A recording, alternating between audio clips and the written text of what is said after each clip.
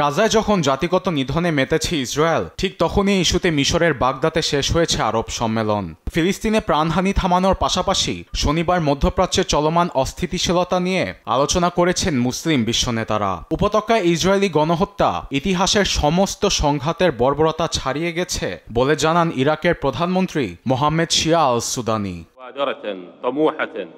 এমনকি গাজা ও Lebanon পুনর্গঠনে $40 million প্রতিশ্রুতি দিয়েছে প্রধানমন্ত্রী আল সুদানি। পুনর্গঠন প্রচেষ্টায় আরব তহবিল গঠনকে সমর্থন জানাচ্ছি। এজন্য গাজা পুনর্গঠনে 20 মিলিয়ন এবং লেবানন পুনর্গঠনে 20 মিলিয়ন অর্থ সহায়তার প্রতিশ্রুতি দিচ্ছি। ফিলিস্তিনিদের জোরপূর্বক বাস্তুচ্যুত করে অবরুদ্ধ গাজায় বর্বর হামলার তীব্র নিন্দা জানায়। এদিকে স্বাধীনতাকামী সংগঠন হামাসকে ক্ষমতা ছেড়ে দেওয়ার আহ্বান জানান ফিলিস্তিনের প্রেসিডেন্ট মাহমুদ আব্বাস। হামাসের উচিত ক্ষমতা ছেড়ে দেয়া ও সব অস্ত্র কর্তৃপক্ষের কাছে জমা দেয়া। এতে সরকার ফিলিস্তিন ও গাজা উপত্যকায় প্রশাসনিক কার্যক্রমের পাশাপাশি যথাযথ নিরাপত্তা দিতে পারবে।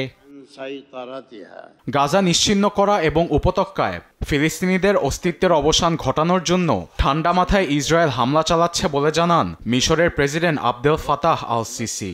এমন পরিস্থিতিতে মিশরের প্রেসিডেন্টের পাশাপাশি সম্মেলনে ফিলিস্তিনের প্রেসিডেন্ট যুদ্ধবিরতির জন্য ডোনাল্ড ট্রাম্পের সহায়তা চেয়েছেন।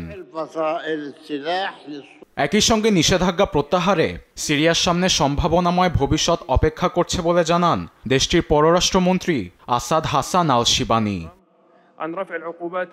এদিকে স্পেনের প্রধানমন্ত্রী পেদ্রো সানচেজ গাজায় ইসরায়েলি গণহত্যা বন্ধে চাপ প্রয়োগের আহ্বান জানিয়েছেন। সেই সঙ্গে গাজায় স্থল অভিযান এবং সামরিক শক্তি সম্প্রসারণের খবরে উদ্বেগ জানান জাতিসংঘের মহাসচিব Antonio Guterres. Arbed Afsar, news desk, Desh TV.